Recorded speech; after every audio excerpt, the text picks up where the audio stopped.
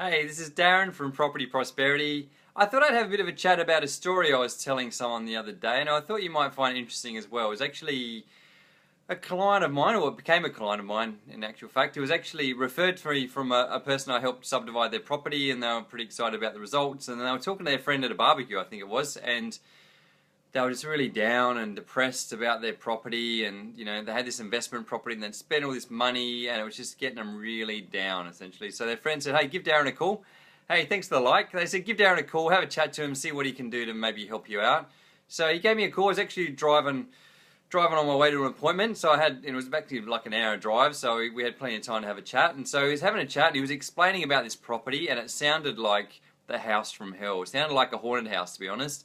He was just describing all the effort and the pain and the trauma he'd been through trying to, dealing with tenants and dealing with things breaking and renovations, and he ended up doing the bathroom and the kitchen, and he had issues with the backyard and the front yard, and it was just one thing after another, and this is over the course of years and years and years, and to the point of it didn't even like talking about his property anymore. He didn't like to go and visit it, didn't like to talk to his tenants anymore. It just got him down every time he even thought about it. So, and I actually, at the time, hey Josh, thanks for joining.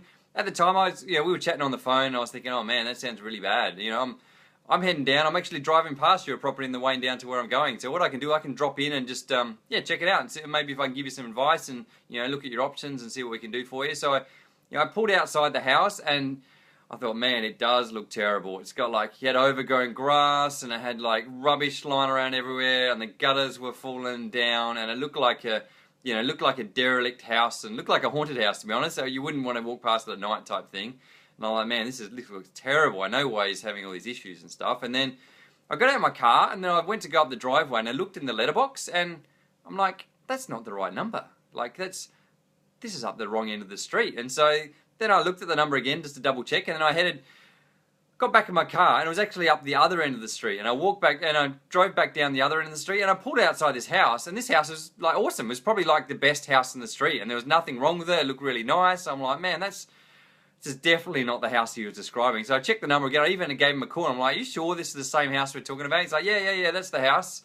And so then it started to dawn on me. It wasn't, after all these years of hassle he's been dealing with this house, he just sort of got this perception that this was like a haunted house, and it was like the worst house in the world. But from a fresh set of eyes, from my perspective, there's nothing wrong with it. It was the best house in the street. It was quite a nice little area. I couldn't see any issues really. So thanks for the like. And so then I'd started having a chat to him about what's the situation? Why is this? You've gotten to the end now. The crazy thing was he had gotten to the end. He'd done all the renovations. He dealt with all the bad tenants. He was moving on now. He could start afresh and just.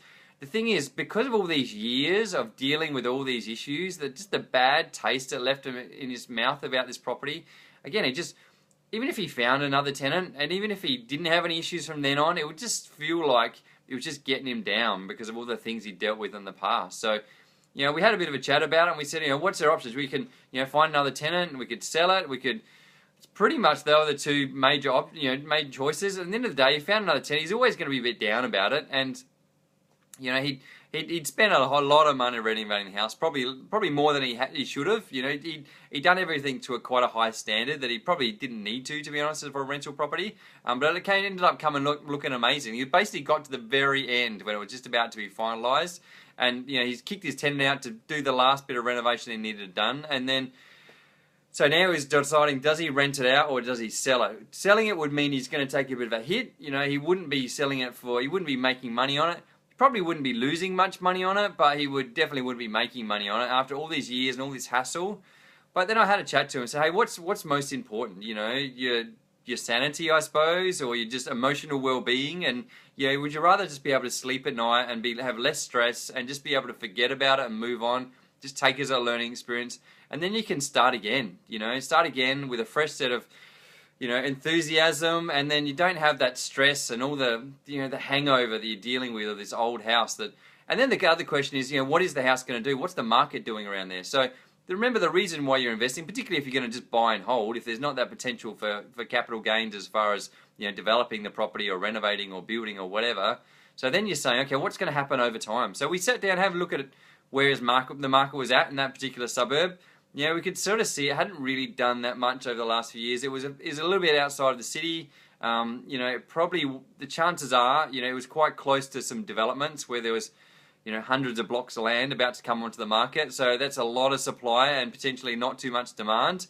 Well, probably the same amount of demand with a heap more supply. So the danger then is, if that demand can't soak up all the supply, then what's going to happen invariably is the market's either going to do nothing, or it might cool off a little bit and actually come down a bit. So bearing that in mind, we know properties go up, in value over time. If you held on to it for another 5 or 10 years, it probably would go up in over time. But just the fact of the stress and the hassle of dealing with it, and just the fact it was just getting him down on his day-to-day life.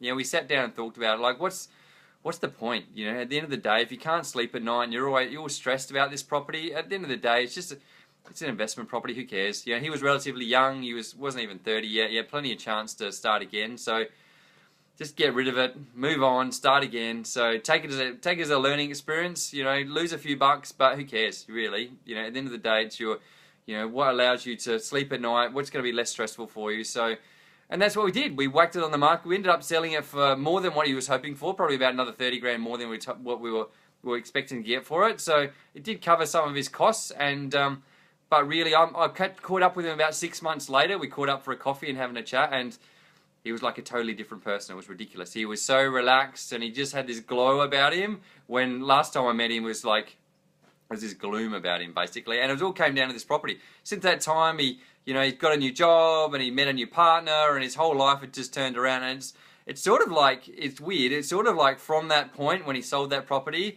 things just turned around, and from then on, everything was all upside from there. So that's what I thought I'd share with you. I know I talk to people occasionally where they've had properties and they just feel compelled just to hang on to them just for the sake of it.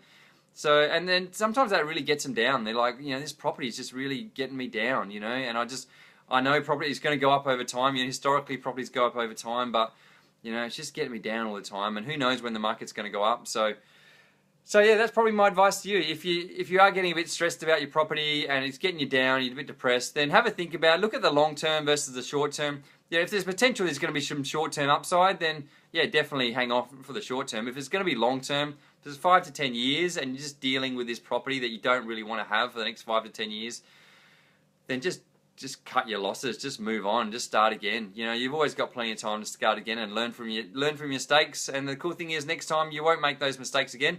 You'll probably make different mistakes, but that's all right, because the more you do it, the better you're going to get at it. So hopefully that's made sense to you. Hopefully you understand now why you can potentially make a loss, but still make a gain, because at the end of the day, you've got the option, you've got the benefit of learning, and then the benefit of starting again. And next time you're going to do it all better. So thanks for joining me. Thanks for your likes. And if you have liked what I had to say, and click on the like button. If you haven't liked it, still click on the like button anyway. And if you know someone that's dealing with a bit of a property issue and they're a bit stressed about it, then share it through to them, and hopefully they'll get some benefit out of having a different perspective on owning investment properties, I suppose. And if you've got any questions or you've had a similar situation, then click a comment in the comment box, or if you've got something you want me to talk about, click a comment on there, and happy to talk about it next time. So thanks for joining. I look forward to talking to you again next time.